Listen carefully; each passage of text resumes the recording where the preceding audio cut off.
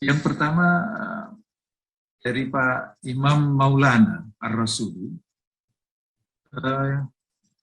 bertanya terkait dengan pembagian tauhid yang menjadi tiga itu, yaitu uluhiyah, rububiyah, dan asma sifat.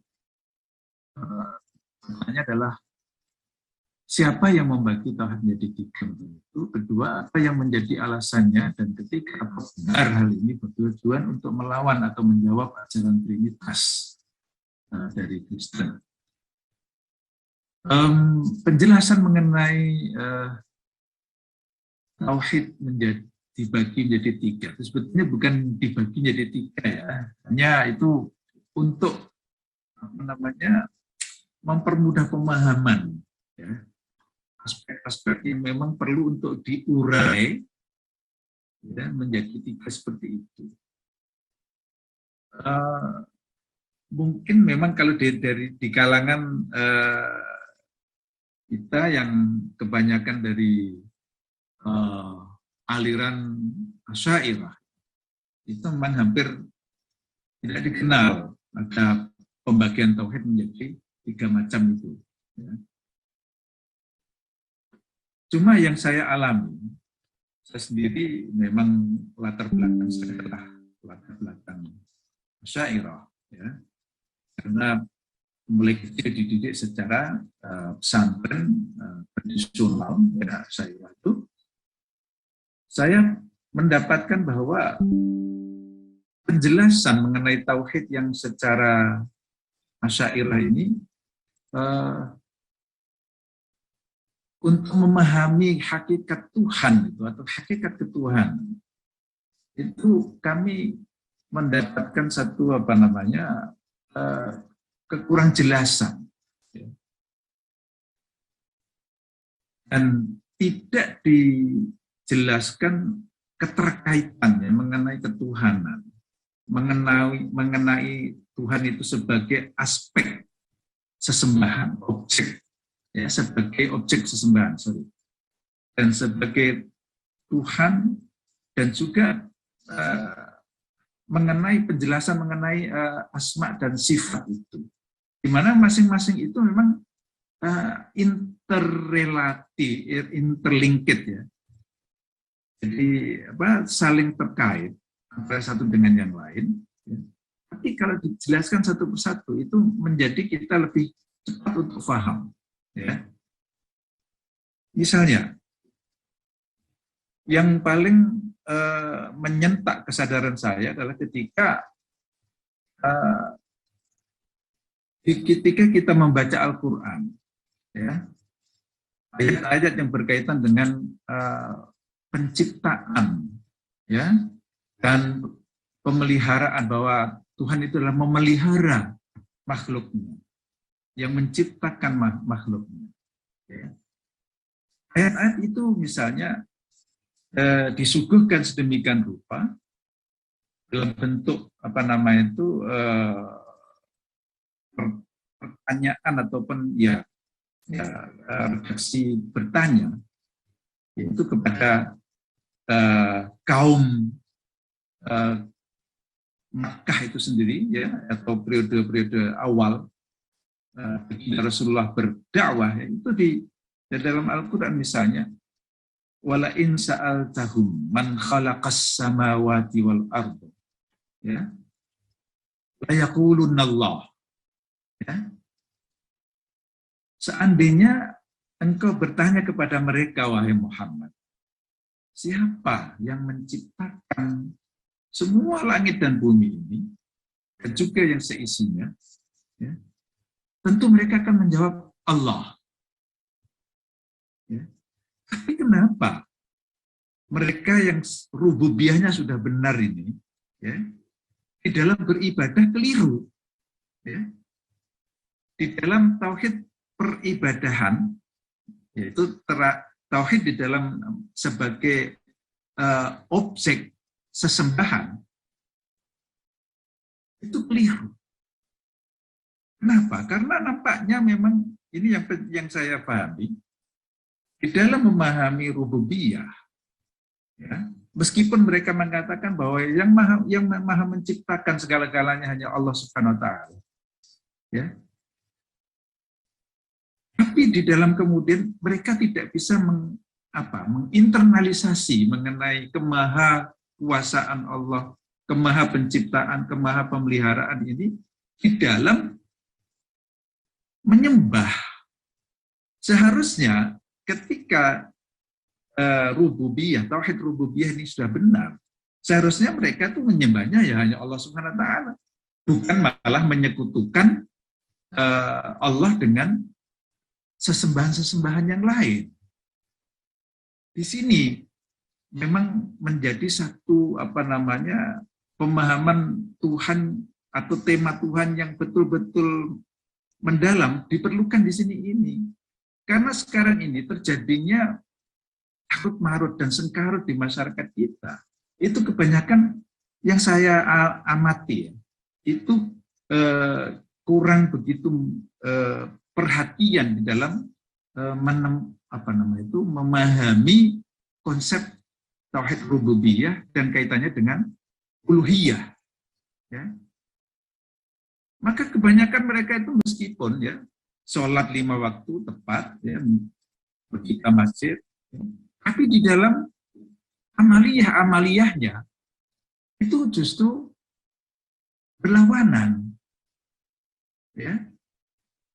Amaliyahnya misalnya di dalam kehidupan sehari-hari menolak adanya syariat Islam. Ya. Itu adalah bentuk paradoks di dalam bertauhid. Saya yakin karena pemahaman tauhid rububiyah dan tauhidul uluhiyah itu tidak klop di situ. Ya. Kemudian tauhidul asma was sifat, yaitu memahaesakan Allah Subhanahu wa taala dalam nama-nama dan sifat-sifat itu. Ya. Artinya seperti Ar-Rahman, Ar-Rahim, ya. Al-Malik, Al-Quddus, As-Salam, Al-Mu'min, Al-Muhaimin, Al-Aziz, Al-Jabbar, ya, Al-Mutakabbir, Al-Hayy, Al-Qayyum, Al-Muhyi, Al-Mumit. Ya. Ini semua seharusnya itu menciptakan satu perilaku di dalam diri seseorang, sikap yang benar-benar hanya mengimani hanya Allah lah yang maha segalanya itu, sehingga tidak ada ketakutan mengenai yang yang lain, kekuatan yang lain, bahwa ada pihak yang lain ataupun selain Allah itu yang bisa membunuh atau mematikan, ya, mengakhiri. Semuanya itu adalah sudah ditentukan Allah Subhanahu wa taala, dan Allah lah an-nafi' ad-dar, ya. Sehingga kita dalam hidup sehari-hari itu kita tidak goyah ke sana kemari, kita orientasi kita menjadi ke sana kemari itu karena tauhid asma wa sifatnya ini juga tidak kuat. Ya. Tidak benar-benar meyakini bahwa Allah lah hanya satu-satunya zat yang memberikan hidup dan memberikan kematian. Ya. Yang memberikan kemanfaatan dan memberikan madaratan. Itu hanya Allah. Ya. Sehingga kita tidak takut dengan siapa saja, dengan orang bos kita, ya, dengan apa yang ada di atas kita, ya, di dalam misalnya dalam organisasi, di dalam pekerjaan dan sebagainya. Ya. Itulah pentingnya kita memahami secara detail ini. Ya. Tauhidul uluhiyah, tauhidul rububiyah, tauhidul asma was sifat. Maka ini apabila memang nilai-nilai tertanam betul di dalam diri seseorang, itulah yang kemudian menciptakan generasi-generasi para sahabat yang begitu luar biasa menghadapi segala sesuatu. Mereka hanya Allah. Namanya satu-satunya yang menjadi tumpuan harapannya. Maka kita bisa memahami bagaimana syahidah pertama di dalam Islam, pertama kali dalam Islam, Sumayyah, yang demikian kuat. cintaannya kepada Allah Subhanahu wa taala itu karena memang hatinya sudah terisi. Ya. Jadi inilah pentingnya kita mengenali dan juga memahami secara benar ya mendalam tauhid ar-rububiyah, ya tauhidul uluhiyah, tauhidul asma was sifat. Ya. Jangan seperti Quraisy ya atau bangsa Arab yang disebut di dalam Al-Qur'an tersebut ya dalam ayat tadi. Mereka percaya bahwa yang menciptakan itu Allah. Ya. Tapi di dalam sesembahan mereka masih menyembah Allah, menyembah Al-Uzza, menyembah mana ya Hubal dan sebagainya. Jangan sampai kita ini ya, dalam kehidupan kita ini kita menyatakan kita mengimani bahwa hanya Allah yang menciptakan segala-galanya, tapi praktiknya kita itu lemah menghadapi tekanan-tekanan ya. Kita menjadi tidak memiliki daya ketika dipaksa ya, ketika ditekan sedemikian rupa. Kita sudah gadekan Tuhan itu, kita ganti Tuhan itu dengan Tuhan-Tuhan selain Allah. Inilah makanya ini yang disebut dengan syirik di sini ini. Ya, makanya kaum Quraisy itu disebut musyrik. Itu karena meskipun mereka mempercayai, mengimani bahwa hanya Allah yang Maha Pencipta, tapi mereka mensekutukan Allah dengan sesembahan-sesembahan yang lain. Kita harus menjadi Abdullah. Itu nanti akan kita ulas dalam konsep ubudiyah nanti insya Allah. Baik, yang berikutnya ini dari Pak Ali Bowo. Pak Ali Bowo, mohon pencerahannya. Mungkinkah regium atau logika koplak tersebut muncul karena hakikat Islam sebagai antitesa dari semua konsep ketuhanan atau agama yang ada, maka kemudian dimusuhi, dan karena orang Islam merasa tidak pede, takut untuk mengatakan innani minal muslimin, sehingga tidak berani menjadi Islam sebagai pandangan hidupnya atau worldview-nya. Ya, betul Pak Ustadz Ali. Jadi itu tadi ya, kembali kepada pengertian tiga macam ya, tiga pembagian tauhidul asma, tauhidul uluhiyah, tauhidul rububiyah, asma wa sifat. Itu tadi sebetulnya yang kalau itu belum betul-betul matang, maka akan memang terjadi ya sikap-sikap di dalam diri seseorang yang tidak konsisten, menyebelahi antara apa yang seharusnya ya sebagai Muslim. Ya. Jadi tidak pede, betul ya. Tidak pedenya itu tadi karena memang belum matang ya, belum mantap betul ya, keyakinan dan akidah mengenai tauhid tadi.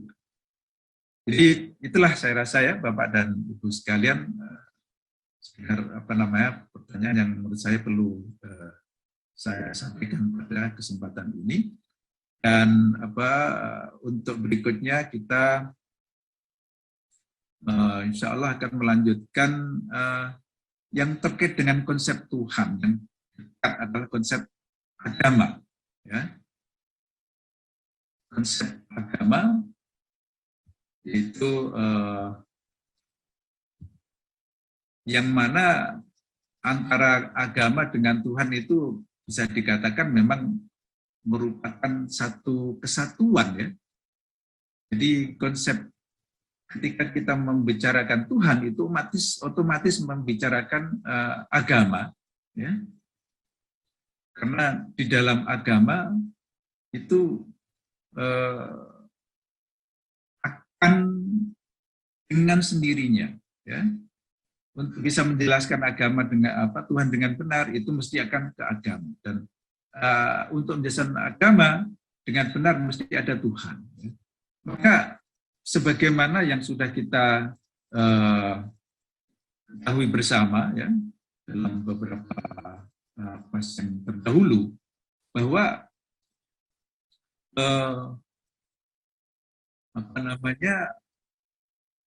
konsep Tuhan itu memang tidak bisa dipisahkan dari manusia itu ya. Dan itu oleh para sarjana-sarjana agama itu memahaminya seperti itu ya, mendapatinya seperti itu ya. Dan kemudian juga dikuatkan dengan kajian-kajian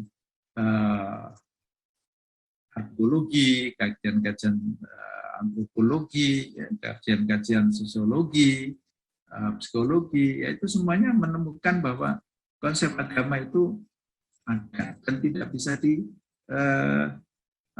nafikan. Masalah kemudian para pengkaji-pengkaji Barat itu berteori, ya, apakah itu memang konsep Tuhan itu ada, ya, out there, ya, apakah memang Tuhan itu ada dengan sendirinya seperti itu, ataupun Tuhan itu ciptaan manusia itu adalah teori-teori yang mereka kembangkan berikutnya. Tapi yang jelas bahwa Tuhan ya, itu tidak bisa dilepaskan dari manusia. Ya. Artinya manusia tidak bisa terlepas dari Tuhan, bukan Tuhan dari manusia. Tuhan, manusia tidak bisa lepas dari Tuhan. Ya. Nah itulah yang dijelaskan di dalam Islam, ya. Bahwa itu adalah karena memang di dalam roh manusia itu sudah ditanamkan ya, konsep Tuhan itu oleh Allah Subhanahu wa Ta'ala. Ya. Yang sudah beberapa kali kita sampaikan. Surah Al-A'raf ayat 100 berapa itu? 170 berapa itu ya. Wa idza akhadha rabbuka min bani adama min zuhurihim dzurriyyatahum wa ashhadahum ala anfusihim alastu birabbikum qalu bala syahidna. Jadi itulah yang kemudian kesadaran ketuhanan itu ya sensus numinis itu atau sensus numinus itu kemudian selalu berada dengan manusia dan menjadi fitrahnya ya, menjadi fitrahnya. Nah, agar fitrah ini kemudian terjaga ya, mulai dari kelahiran sampai usia balik, akil balik ya, maka kemudian disambung dengan syariat, ajaran yang diajarkan di dalam agama Islam ini. Jadi itu sebetulnya agar kehidupan manusia itu terus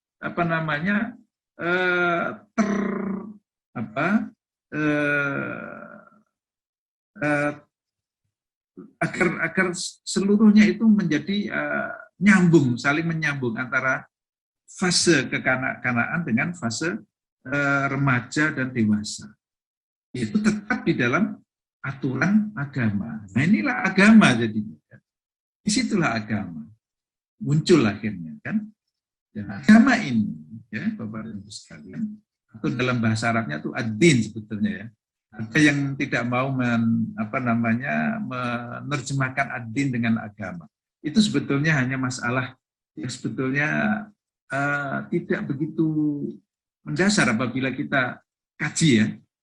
Karena agama sendiri adalah juga aturan di dalam bahasa Sanskerta itu ya.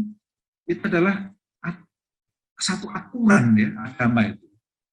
Jadi A dengan gamos ya. Jadi agama ya. A itu minus ya. Gamos itu kerancuan ataupun ketidakteraturan ya. Jadi agama itu adalah aturan. Sama di dalam Islam adalah aturan yang mengikat ya. Din ya. Kalau kita kembali kepada konsep secara bahasaan, din itu sendiri ya, dalam Al-Quran itu digunakan berkali-kali dan lebih dari 90 kali ya, dengan berbagai istiqaqnya ya, atau derivatifnya ya. Tapi di dalam Al-Quran yang jelas din itu tidak pernah digunakan dalam bentuk jamak. Jadi dalam Al-Quran memang makna agama itu, ya, itu tidak hanya banyak, tapi kadang itu berlawanan bahkan. Ya. Kadang berlawanan. Ya. Jadi disebutkan ya, fad-dinu wal mulk wa huwal khidmah. Ya. Agama adalah kerajaan, kekuasaan. Wa huwal khidmah, persembahan. Ya. Persembahan atau service. Ya. Kemudian al-izz, ya, kehormatan, wa huwal dzul, al-ikrah, pemaksaan, wa huwal ihsan, ya, kebaikan, al-adah, kebiasaan, wa huwal ibadah, ya, ibadah, wal qahru, pemaksaan, was sultan, ya, al-qahru was sultan, wa huwa tadallul wal khudu', kehinaan, wa ta'atu wa huwal ma'siyah, ya. Wal Islam wa ta'id wa huwa ismun likulli ma yu'taqad likulli ma yuta'abbadullah. Jadi inilah penggunaan kata-kata din di dalam Al-Quran. Ya. Jadi banyak jika diteliti satu persatu, ya, antara maliki yaumiddin, ya, dengan lakum dinukum waliyadin, ya, itu beda itu. Ya. Itu masalah penggunaan. Padahal kata-katanya sama, ad-din. Ya. Dengan dinukum waliyadin, ya. Ra'aital ladzi yukadzibu bid-din, ya. Dan juga wa ma adraka ma yaumuddin tsumma ma adraka ma yaumuddin, ya. Itu adalah penggunaan-penggunaan yang berbeda-beda di dalam Al-Qur'an. Dan para ulama, ya, ahli lughah itu telah mufassirun, ya, itu telah meneliti, ya, makna-makna dari ad-din, ya, yang mana digunakan banyak sekali di dalam Al-Quran. Ya. Nah, makna-makna yang sangat beragam ini pada prinsipnya bisa dikelompokkan ke dalam 3 makna utama yang sebetulnya memiliki korelasi sequential, ya, sebagai akibat mode transitifnya yang berbeda. Ya. Jadi, karena di dalam bahasa Arab itu mode transitif atau ta'addi, ya, yang berbeda-beda, itulah kemudian menyebabkan makna yang berbeda. Yang pertama, transitif langsung. Kalimat ad-din, ya, itu transitif langsung, transitif. Ya. Tukhadu min fi'lin muta'addin binafsihi danahu yadinuhu ay malakahu wa hakamahu wa sasahu wa dabbarahu, ya, wa qahharahu wa hasabahu wa qadha fi sya'nihi wa jazahu wa kafa'ah. Ya. Jadi kalimat din di sini itu transitif langsung. Artinya transitif langsung itu dana itu fi'il, ya. Maf'ulnya domir, ya. Majazan takdiru huwa, hu itu adalah maf'ul bih, ya. Maf'ul bih. Artinya langsung dia. Ya. Danahu yadinuhu, ya.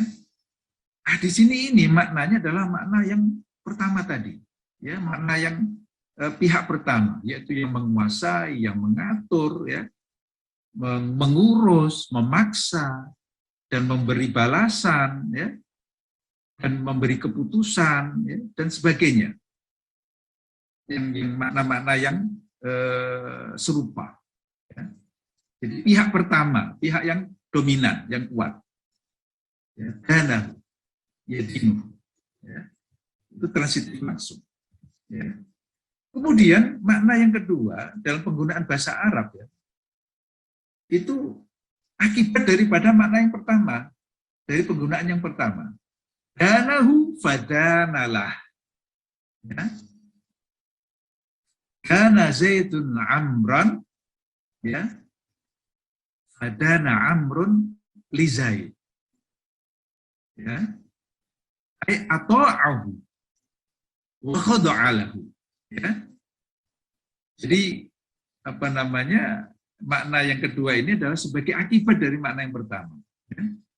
Karena dia diurus, karena dia itu dipelihara, karena dia itu apa namanya dipaksa dan sebagainya, maka yang pihak yang dipaksa inilah kemudian menjadi menurut, taat, tunduk, ya. Ini makna yang kedua. Sedangkan makna yang ketiga atau penggunaan yang ketiga, ta'addi yang ketiga, itu transitif menggunakan huruf ba. Ya. Menggunakan huruf ba. Ya. Dana bihi. Ya. Ai ittakhadhahu dinan wa madhaban, ya. Ai i'taqadahu aw i'tadahu aw takhallaqa bihi. Ya. Itu apa namanya, menjadikannya sebagai aturan, sebagai apa namanya, mazhab, sebagai thariqah, ya, sebagai pegangan, ya, sebagai ukuran. Ya. Ini maka yang ketiga inilah sebetulnya yang dimaksudkan ketika kita bicara mengenai din itu. Ya. Jadi makna ad-din secara bahasa itu berkisar seputar makna kewajiban patuh. Yang pertama, memaksa untuk patuh. Yang kedua, menerima untuk patuh. Dan yang ketiga, sistem yang wajib dipatuhi. Ya, mengatur kepatuhan yang mengikat. Itulah din, ya, agama. Ya. Dan topik pembahasan materi kita adalah berfokus pada makna yang ketiga ini. Ya. Ketika kita membicarakan dalam bahasa Arab, lakum dinukum waliyadin, ya, dalam surah Al-Kafirun itu, dan juga al-yauma akmaltu lakum dinakum. Nah, ini din itu sistem yang wajib dipatuhi. Ya. Wa may yabtaghi ghairal islami dinan. Ya. Itu juga makna yang ketiga ini, sistem yang wajib dipatuhi. Innad dina indallahil Islam, ini juga makna yang ketiga ini. Ya. Jadi itu, ya, mudah-mudahan secara kebahasaan itu clear terlebih dahulu, ya, agar kita ini betul-betul paham apa itu makna ad-din. Nah, secara semantik, ya, di antaranya adalah nah, makna semantik ini juga menarik, ya, menarik untuk kita pahami. Ya. Jadi din, makna ad-din, ya, adalah keberhutangan. Kebetulan memang di dalam bahasa Arab itu antara apa namanya, ketundukan, ya, dengan keberhutanan itu maknanya sama. Dalam kalimatnya sama, yaitu dana. Dal ya nun, ya, itu aslinya dal ya nun. Jadi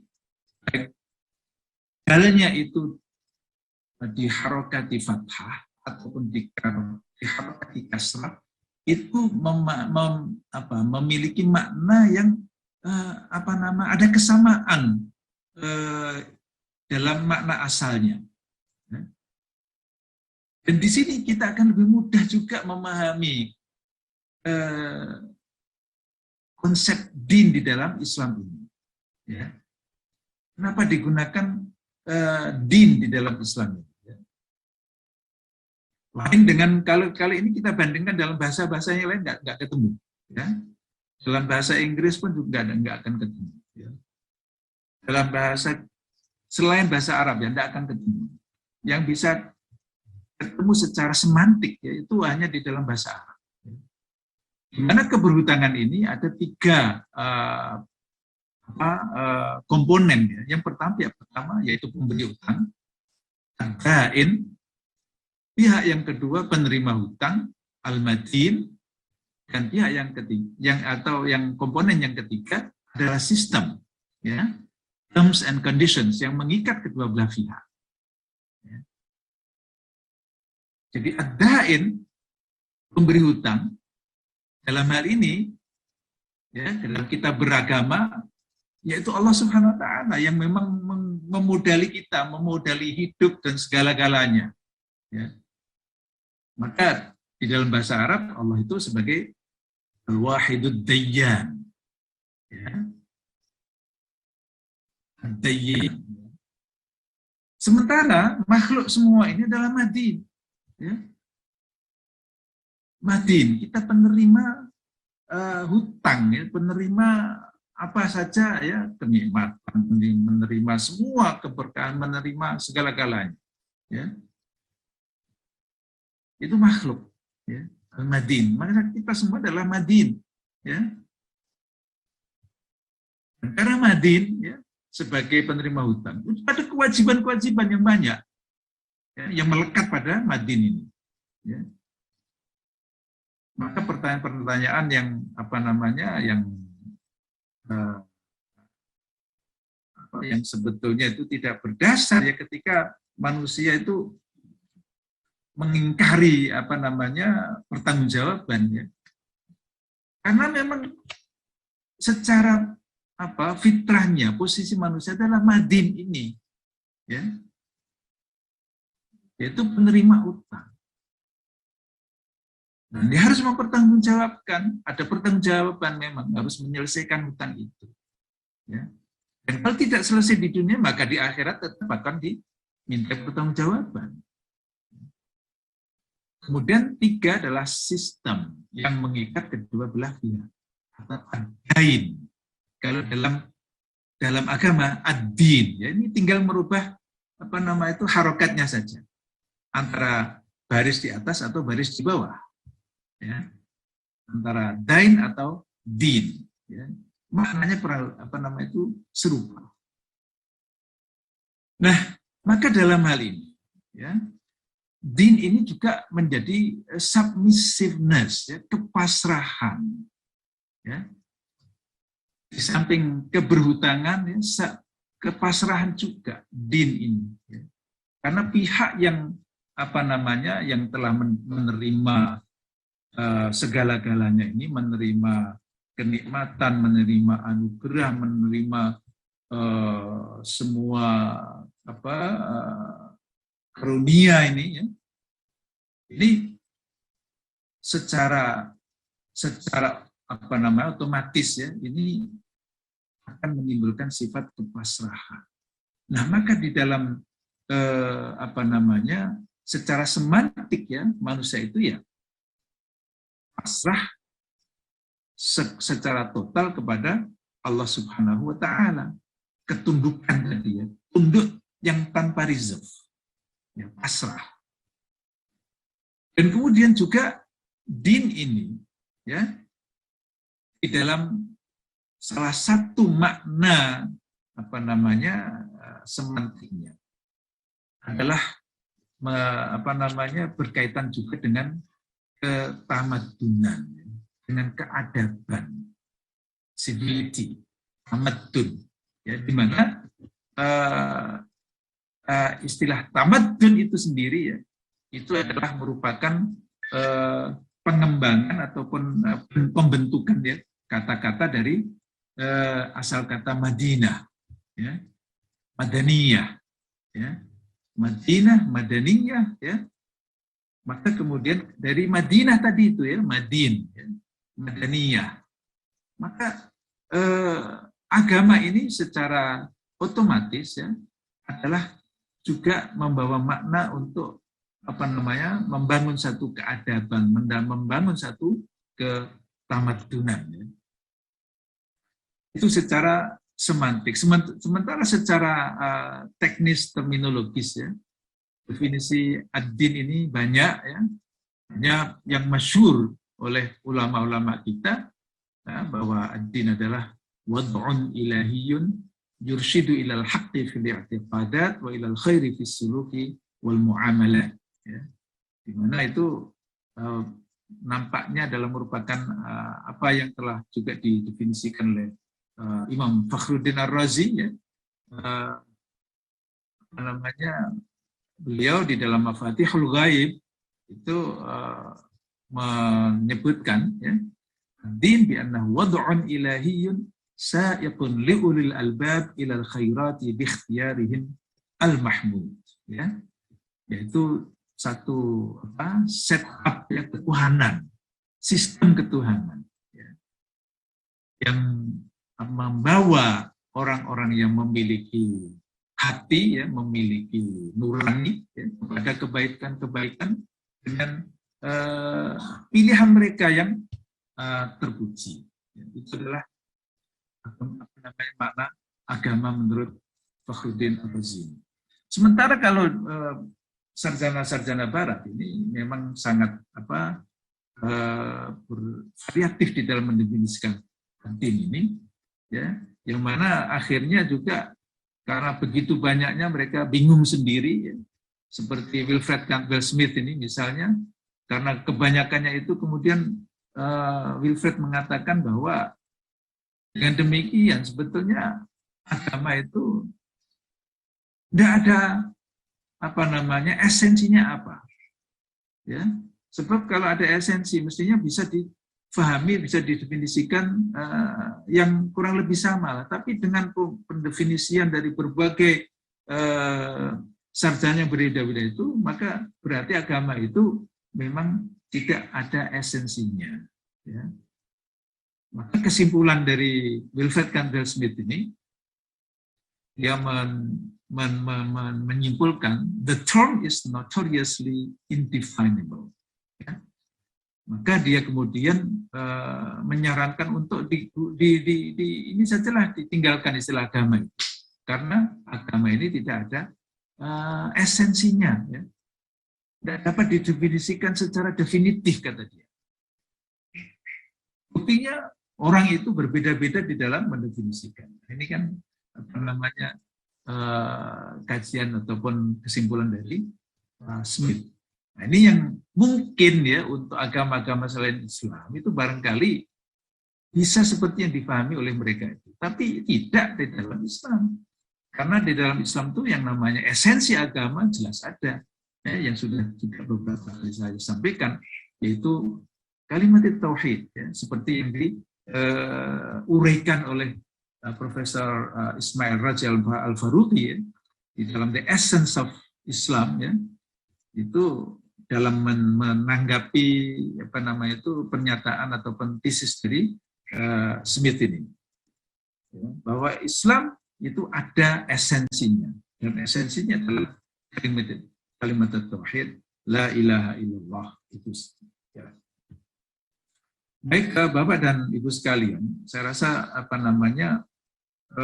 secara umumnya ya, bahwa itu tadi ya, bahwa agama itu adalah merupakan satu sistem, dan kemudian bisa dikatakan tidak juga menggunakan istilah yang digunakan oleh Paul Tillich ya, ini bahwa agama adalah ultimate concern, ya, ultimate concern. Jadi perhatian yang ultima, ya, perhatian yang ultima. Bahwa agama adalah keadaan ketercengkraman oleh perhatian ultima, satu perhatian yang memberikan kualitas semua perhatian lain sebagai titik tolak, ya, dan yang berisi jawaban pertanyaan tentang makna hidup kita. Apapun itu bentuknya dan namanya, ya. Maka kemudian bisa dibedakan ya jenis-jenis agama ini, ya.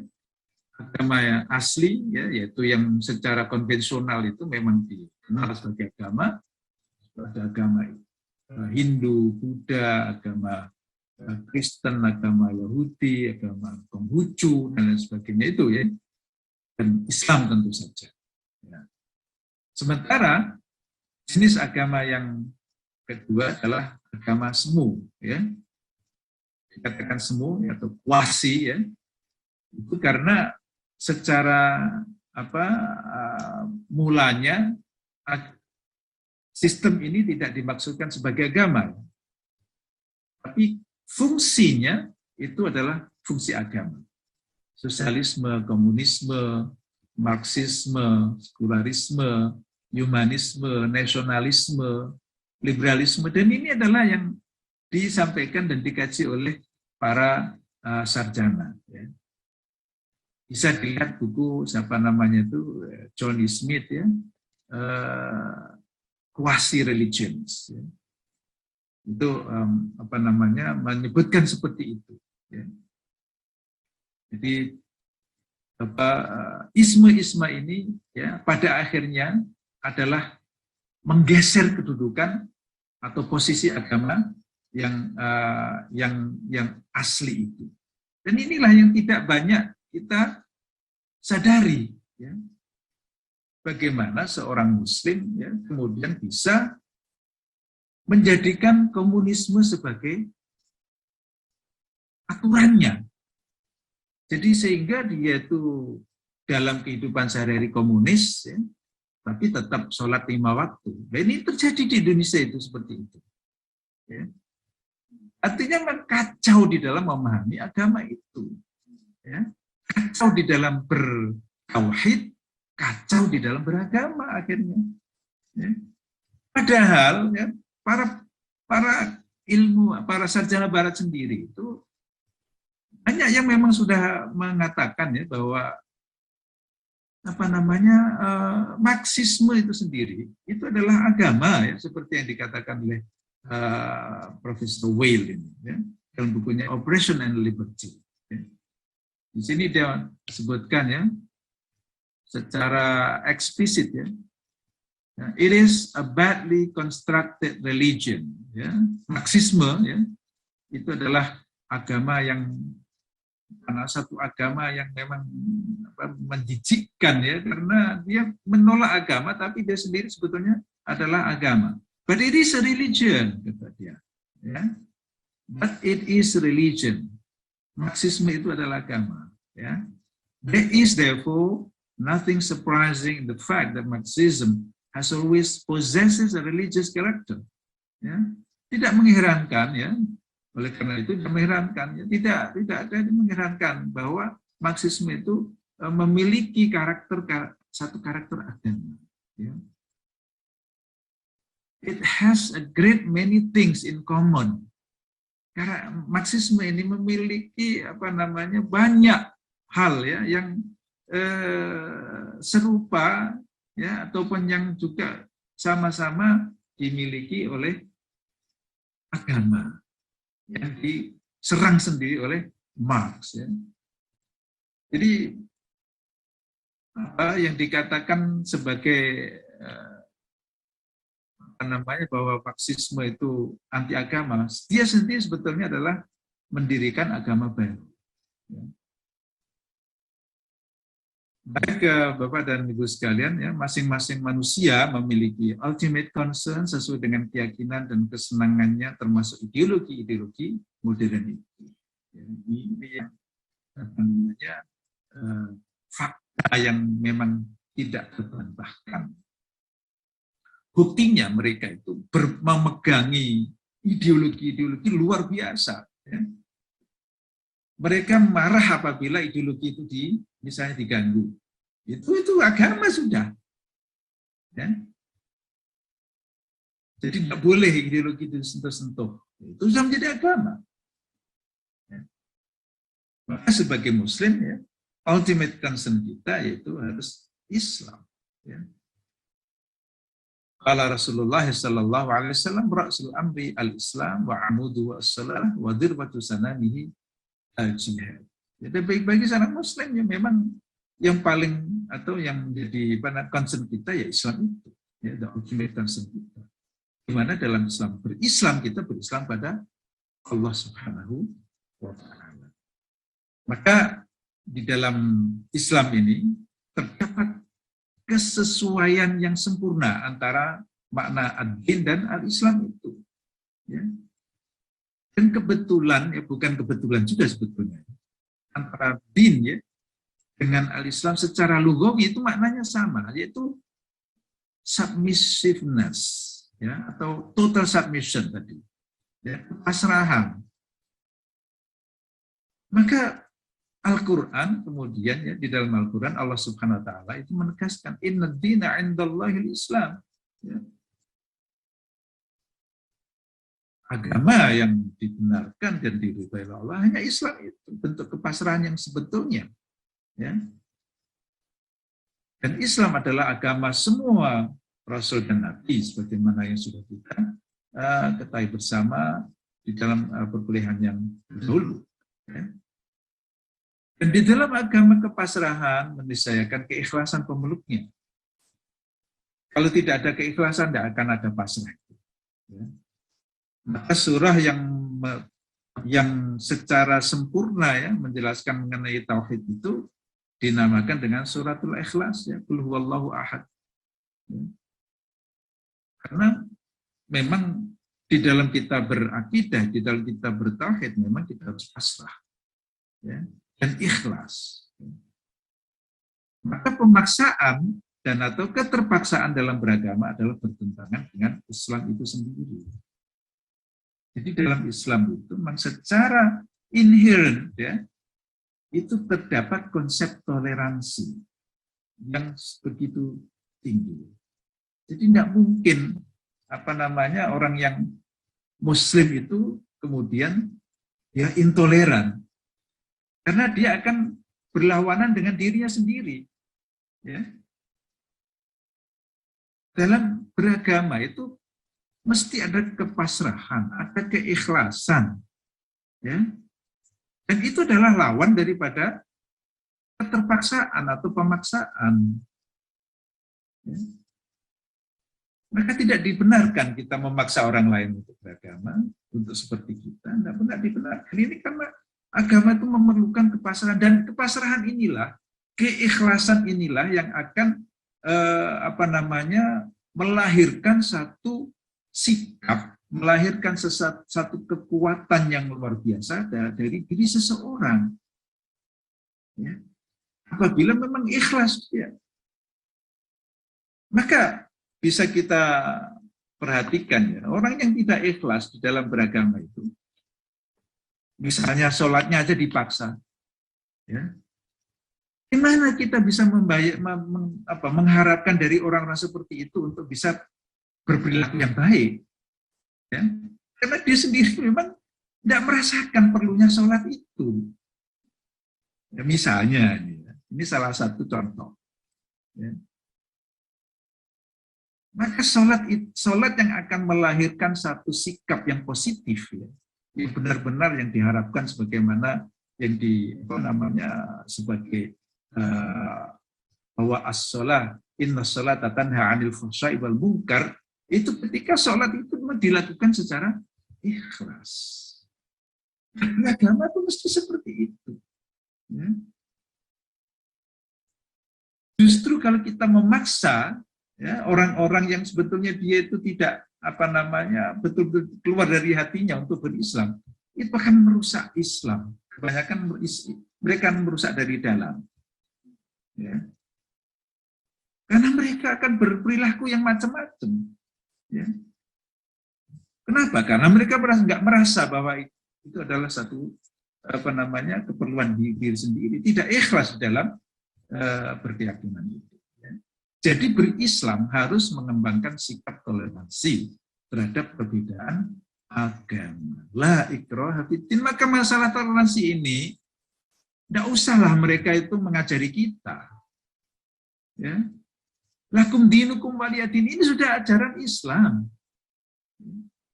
Jadi aneh kalau non-Muslim itu mengajarkan kepada kita toleransi. Mereka lah yang tidak toleran kepada kita, itu kebanyakan. Bukan kita yang tidak toleran kepada mereka. Ya. Mereka yang tidak toleran itu, yang intoleran itu mereka.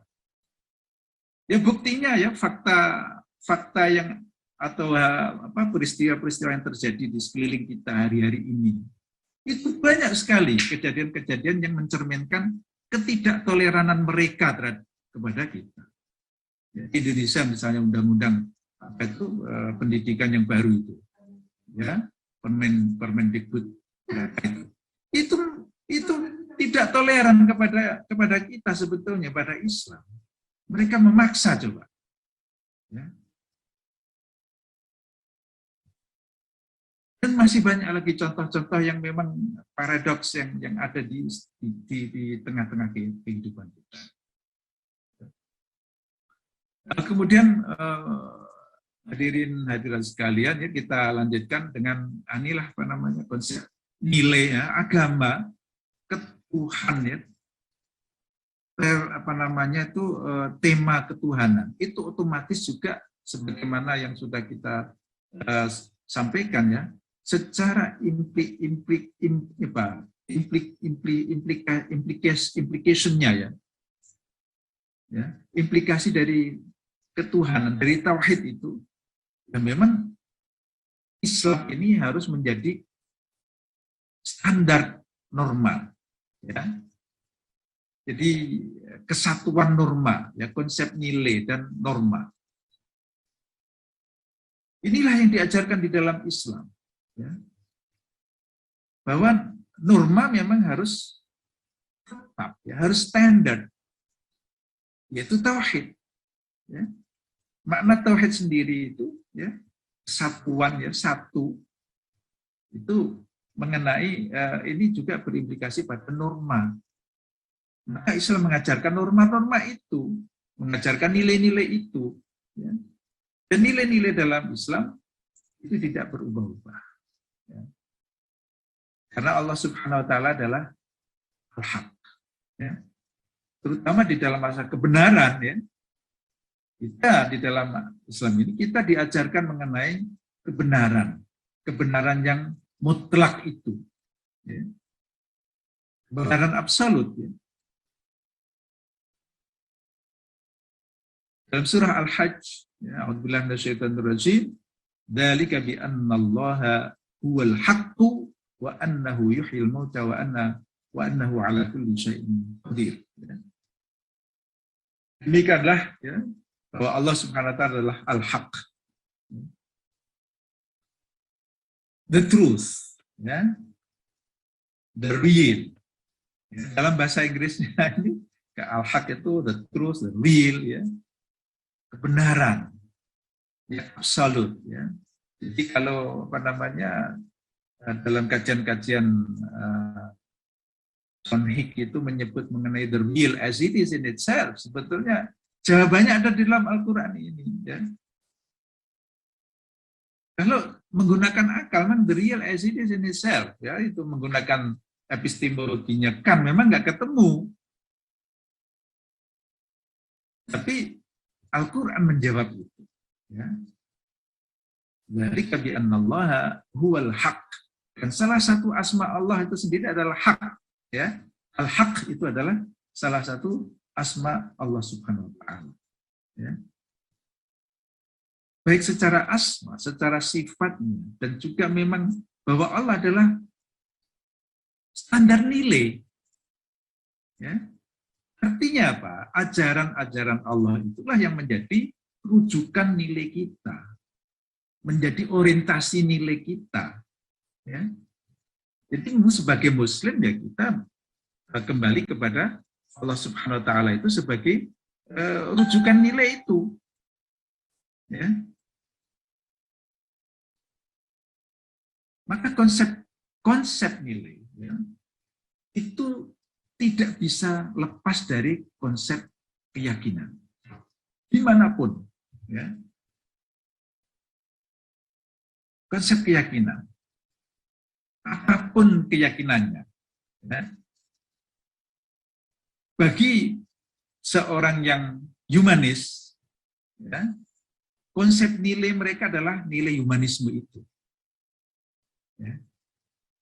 Bagi seorang sekuler, ya, sekularis, maka konsep nilai yang standar bagi mereka ya sekuler itu sebagai konsep nilai. Sehingga mereka menggunakan nilai itu untuk mengukur segala-galanya, apa saja yang ada di sekelilingnya. Maka sekularisme kemudian menjadi worldview di sini. Humanisme menjadi worldview. Liberalisme menjadi worldview. Menjadi agama. Ya. Kita sebagai Muslim, Allah itulah yang menjadi worldview kita. Menjadi standar nilai kita. Kita mengatakan bahwa ini baik, yang itu buruk, ini benar, yang itu salah. Standar kita siapa? Allah. Ya, bukan siapa-siapa. Ya. Jadi sebagai Muslim, Bapak dan Ibu sekalian, maka di dalam memulai perkuliahan ini pada awal sekali, termasuk yang saya sampaikan adalah pertanyaan-pertanyaan mengenai kebenaran absolut. Dan juga bahwa setiap kita ini tidak pernah bisa lepas dari membuat satu keputusan, membuat satu penyikapan, ya, membuat satu respon, ya, dan juga membuat satu konsep. Semuanya itu adalah terkait erat dengan nilai. Nah, kalau nilai ini kita tidak benar, nilai kita goyah, nilai kita itu tidak tauhid, ya, maka akan terjadi benturan-benturan nilai di dalam diri kita. Kita menjadi bingung, menjadi kehilangan orientasi. Itu tadi, seperti seorang Muslim dalam berpolitik secara komunis misalnya, secara kapitalis, ya, secara liberal, bagaimana? Ya, di dalam berpolitik juga pluralis, ya. Jadi itulah yang kemudian menjadikan kacau di dalam kehidupan ini. Dengan demikian, Bapak dan Ibu sekalian, ya, kita bisa melihat sendiri ya bagaimana misalnya kita kembali kepada Indonesia sebagai negara Muslim yang terbesar, tapi luar biasa kacaunya, ya, di dalam berpolitik, di dalam berekonomi. Ini karena kebanyakan masih kacau. Konsep Tuhannya ini kacau. Dalam bertauhid itu kacau. Dalam beragamanya kacau. Belum tertata dengan betul. Dan juga bukan hanya di negara Indonesia saja, ya, secara umum. Kenapa kaum muslimin sedunia ini kondisinya seperti ini? Ya. Ini mari kita kembali kepada diri kita masing-masing. Sudahkah kita ini betul-betul bertauhid dengan benar? Sudahkah kita ini beragama dengan benar? Ya. Inilah Bapak dan Ibu sekalian yang bisa saya sampaikan dalam kesempatan ini, dan mudah-mudahan kita akan bisa sambung dengan topik yang berikutnya mengenai alam semesta yang akan datang, insya Allah.